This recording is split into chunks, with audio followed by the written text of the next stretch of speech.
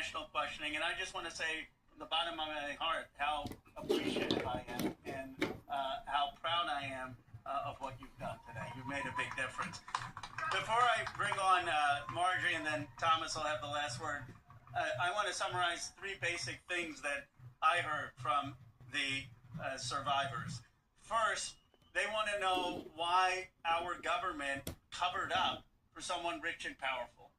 Why is it that we have two Americas? People say, why do you need to release the Epstein files if Epstein is dead and Maxwell is in jail? Because we don't know who all was involved in the cover-up. Why are there rich and powerful people who didn't have justice? They want to know that. Second, many said it's important for their own closure. They don't know their own abuse. They want to understand what's in these files for themselves. And third, we heard that there are many others who obviously were involved.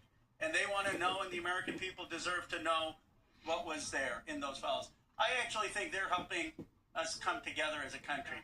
I've never done a press conference with Marjorie Taylor Greene before. I've done some with Thomas, but look, this country is divided and exhausted.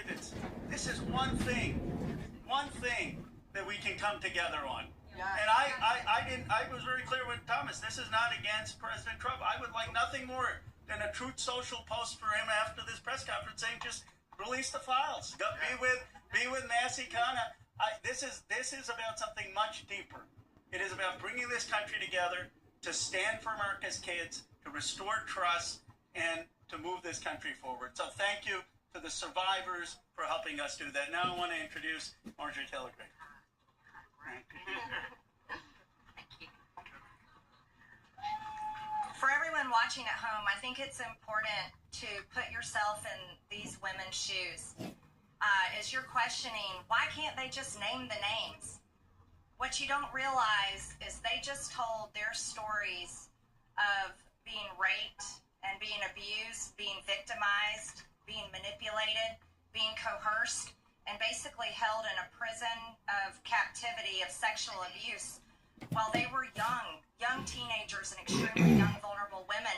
And in Jeffrey Epstein's home and the places they went with him, they saw the most powerful people in the world in his pictures, and they saw him with those people.